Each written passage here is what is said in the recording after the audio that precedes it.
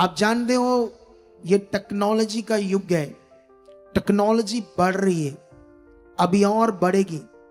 मैंने पिछले दिनों में भी तुम्हें समझाया था क्या क्या टेक्नोलॉजी में होने वाला है, और जिससे मैं लोगों में देख रहा हूं तनाव बढ़ रहा है, रिश्ते गड़बड़ हो रहे, डिप्रेशंस बढ़ रही, और आने वाले दिनों में देखना डिप्रेशन और बढ़ जाएगा, लोग चिंता और बढ़ जाएगी, जीवन जीने का आनंद खुशी खत्म हो जाएगी, लोग एक रोबोट की तरह जिंदगी को जीने लगेंगे।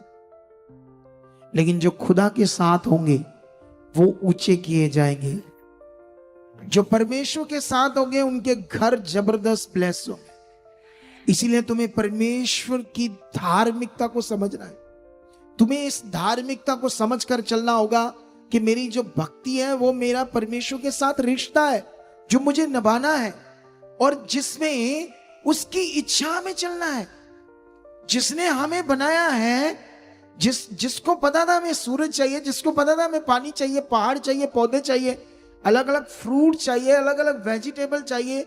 अगर एक ही सब्जी होती सिर्फ बैंगन तो तुम्हारा क्या होता? बोलो। पिछले दिनों में मैं डाइट कर रहा था, मैंने बहुत दिन किनोआ खाया, खाते खाते मैं अक गया। मैंने सोचा अब कुछ और चाहिए। कितनों को बात समझ आती है? अगर एक ही चीज होती, सिर्फ बैंगन की सब्जी, तुम्हारा क्या होता? अगर एक ही फ्रूट होता, वो क्या? सीताफल नहीं, सीताफल नहीं, अनानास, जिसको खाते हैं तो कभी कभी उसमें वो कंडे लग जाते हैं, अच्छे से छीला ना हो तो। एक ही फल होता। यह है परमेश्वर शक्तिशाली, उसको पता था हमें क्या चाहिए। आज वो जो हमें कह रहा है वो जीवन है, लेकिन हमारे अंदर हमारी अभिलाषाएं हैं। और इसके लिए मैं तुम्हें एक वचन पढ़ाता हूं। यहां गड़बड़ क्या है? जब तुम्हारा फिजिकल जीवन होगा तो तुम कभी सुख नहीं पाओगे, तुम कभी शांति से जिंदगी जी नहीं पाओगे जब तुम शारीरिक जीवन जियोगे। अगर तुम आत्मिक जीवन से ही तुम्हें वो चीज मिलेगी जो तुम्हें चाहिए। लेकिन यहां पर मैं तुम्हें समझाता हूं एक वचन पढ़ाकर, ठीक है? गलातियों की पुस्तक 5 में जाओ, उसका 16 से पढ़ते क्या लिखा? पर मैं कहता हूं आत्मा के अनुसार चलो तो तुम शरीर की लालसा किसी रीति से पूरी ना करोगे, क्योंकि शरीर आत्मा के विरोध में और आत्मा शरीर के विरोध में लालसा करता है, और ये एक दूसरे के विरोधी हैं, इसलिए कि जो तुम करना चाहते हो वह करने ना पाओ।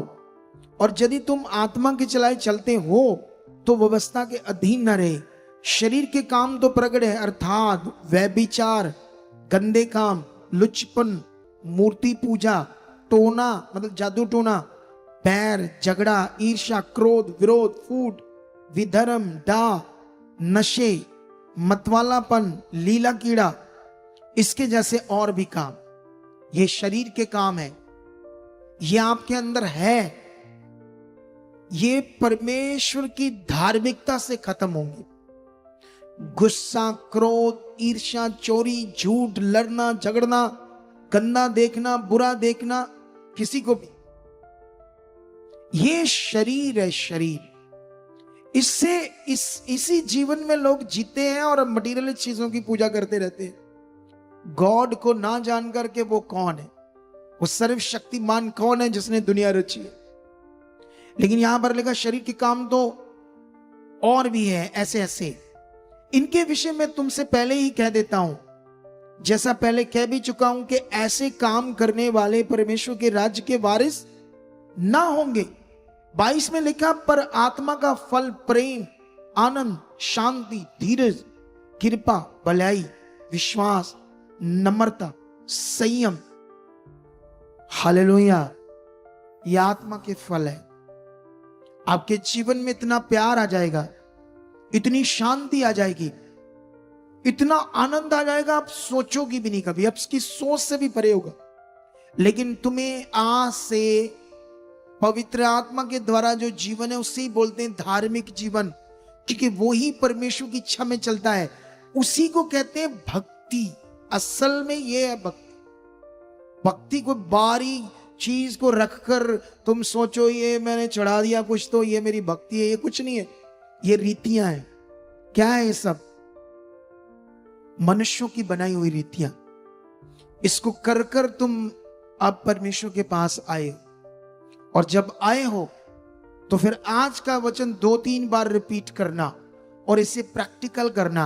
अब तुम्हारी भक्ति जो है प्रैक्टिकली कैसे अंदर से होगी ऐसे। धन्यवाद प्रभु, धन्यवाद, तेरा आत्मा मुझ में, मैं बदल रहा हूं, मैं बदल चुका हूं, मैं जो तुम चाहते हो मैं कर चुका हूं, मैं समय से पहले आकर बैठ रहा हूं, मैं हर आज्ञा हर वचन को पूरा करने वाला। तुम जो मुंह से परमेश्वर के सामने उस पवित्र नाम से बोलोगे वो आपकी जिंदगी में शुरू हो जाएगा थोड़ा थोड़ा करके पूरा होना, फिर एक दिन जबरदस्त पूरा होना हो जाएगा। और जब इसमें लाभ है, यीशु मसीह ने कहा जो कोई प्यासा है मेरे पास आए, मैं उसे जीवन का जल दूंगा और उसके अंदर जीवन के जल की नदियां बह निकलेंगी। यीशु मसीह ने यह वचन पवित्र आत्मा के विषय में कहा था, जो कोई प्यासा है मेरे पास आए और मैं उसे जीवन का जल दूंगा, और फिर उसके अंदर जीवन के जल की नदियां बह निकलेंगी। मतलब परमेश्वर की धार्मिक जीवन की नदियां जो पवित्र आत्मा के द्वारा है। पवित्र आत्मा का नाम भी नहीं मैंने सुना था दुनिया में, मैं इतनी जगहों पर गया था। कितनों को बात समझ आती है? अब वो पवित्र आत्मा यीशु मसीह को प्रभु ग्रहण करने से तुम्हें दान में मिलेगा धार्मिक जीवन जीने के लिए, और यही तुम्हारे लिए बड़ा लाभ है। और कभी कभी हम जो आज्ञाएं सुनते हैं उसे क्यों नहीं मानते? क्योंकि हम शारीरिक हैं, और जो शारीरिक है, तुम पृथ्वी पर परेशान क्यों हो, दुखी क्यों हो? तुम्हें ये जीवन परमेश्वर ने दुख देने के लिए थोड़ी दिया है।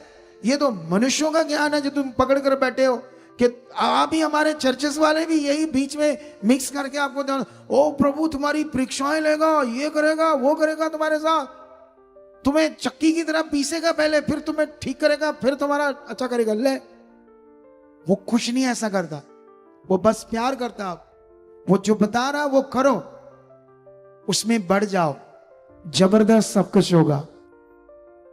हालेलुया।